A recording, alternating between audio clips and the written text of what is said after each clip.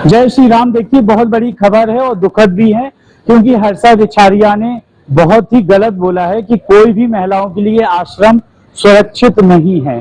तो मैं आपको ये बताना चाहता हूं कि आश्रम में अधिकांश संत जो हैं वो सेवा, भक्ति और समर्पण में घर को त्याग करके तो सनातन का संरक्षण और संवर्धन कर रहे हैं। तो कोई सेवा के द्वारा कर रहा है, बहुत से तो विवाह भी कराते हैं।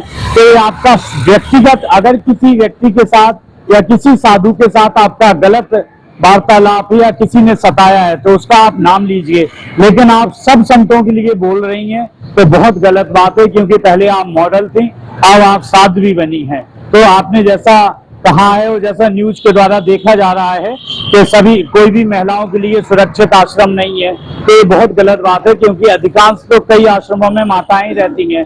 तो आपने ये सामूहिक बात की है, ये बहुत गलत है।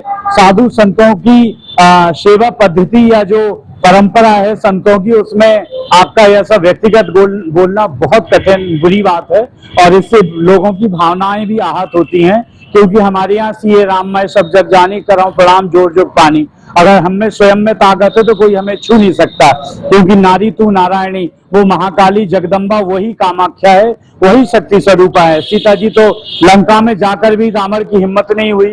रानी पद्मावती को देख लो, तो अनेकों उपाख्यान ऐसे हैं, कथाएं हैं जहाँ पे नारी नर से भी भारी है। तो आपका ये कहना बहुत गलत है, बहुत निंदनीय है कि सभी साधु संतों के आश्रमों के बारे में आपने ऐसा बोला। जय जय श्री राम। श्री राधे।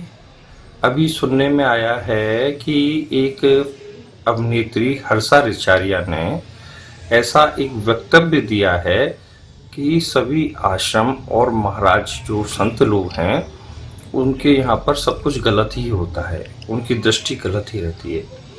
ये सर्वदा निंदनीय है, क्योंकि जैसी आपकी दृष्टि हुई आपको वैसा ही दिखेगा।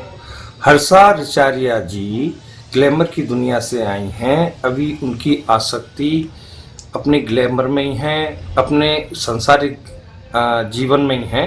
वो बाहर से जरूर जो है उन्होंने कॉस्ट्यूम, जैसे फिल्मों में किसी भी किरदार का एक कॉस्ट्यूम पहन लिया जाता है, तो उन्होंने साध्वी का कॉस्ट्यूम अवश्य पहना हुआ है, पर मन को अभी साधा नहीं है। मन को साधने में आपको सकारात्मकता दिखती है। अभी उनके पूर्व जीवन से जब वो अध्यात्म की घोषणा करी है उन्होंने आने की, तो उनके सारे वक्तव्य नकारात्मक ही आ रहे हैं, धर्म के विषय में, संतों के विषय में, आयोजनों के विषय में। तो ये नकारात्मकता जीवन में नहीं लानी चाहिए। अगर आपको अपने आप को साधना है, साधना करके संसारिक जीवन को त्याग कर अध्यात्म में आना है, तो सकारात्मकता लानी चाहिए। और ऐसे किसी भी एक व्यक्ति ने अगर कुछ उनके साथ गलत बर्ताव किया है तो सभी के लिए गलत हो जाएंगे। ये दृष्टिकोण सर्वदा अनुचित है और निंदनीय है। हम इसकी भर्त्सना करते हैं,